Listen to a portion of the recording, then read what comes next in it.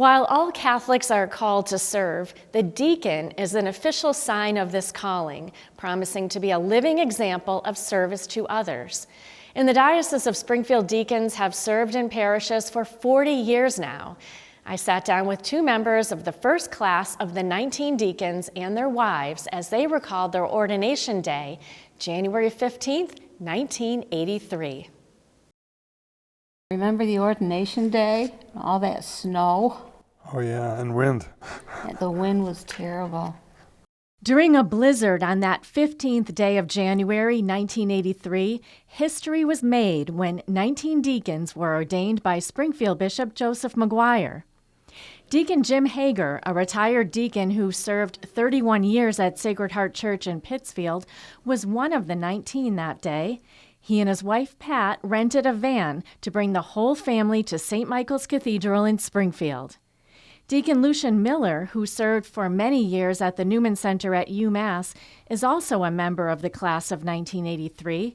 He and his wife, Bonnie, recalled the ordination day. It was Martin Luther King Day, and it was a great Christian saint and prophet. And my gosh, what a day to be ordained. A vocation inspired by a love for the Eucharist. As a matter of fact, I wanted to be a deacon before the Diaconate program even started, and I do not know why, except now, in retrospect, what I feel was I wanted to be closer to the Eucharist. While raising 4 young children and working a full-time job, Deacon Hager first served in Sheffield and then Sacred Heart Church in Pittsfield. When he was first assigned to Sacred Heart, I'm going to cry here, he was giving a homily on Right to Life Sunday, and it was the first time, I don't have a tissue, it was the first time the congregation had heard a man talk about the birth of his children from the pulpit, and it was so moving. I'll never forget that. And a lot of other people never forgot it either. Now suffering from mild cognitive impairment, Deacon Hager's memory may be diminished, but he for sure remembers the baptisms. There was usually baptisms every month, and very often there'd be quite a few people to be baptized. And I'd meet with the families before sometimes and get the preparation squared away. And there was no two alike. They were always different and unique, and it was really a good part of my work. Deacon Miller served the UMass community for many years and also doing work as a spiritual advisor. It's just wonderful.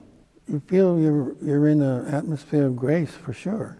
It's a blessing, it's a privilege, and it's a lot of fun. It makes a really nice combination to see the priest and the deacon on the altar together because they're like brothers. You feel the camaraderie of the two of them, and it's just extra special. There's much to celebrate 40 years later as the class of 1983 paved the way for future classes of deacons. With 70 currently in active ministry and 26 retired, deacons have become an integral part of the church in the Diocese of Springfield. Deacon Leo Coughlin is the former director of the Diaconate office for the diocese. He says the late Deacon Bob Duval of the class of 1983 influenced his decision to become a deacon 22 years ago. I never saw a deacon before, never heard about a deacon, and he's baptizing my grandson, and he's telling us what a deacon does.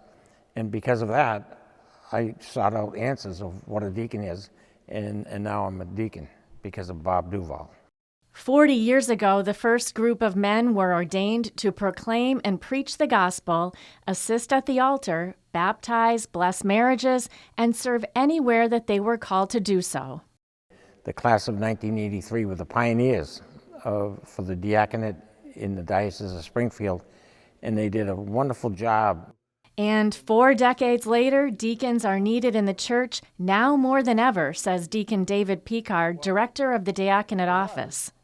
We already have deacons who are running parishes. They're called parish managers.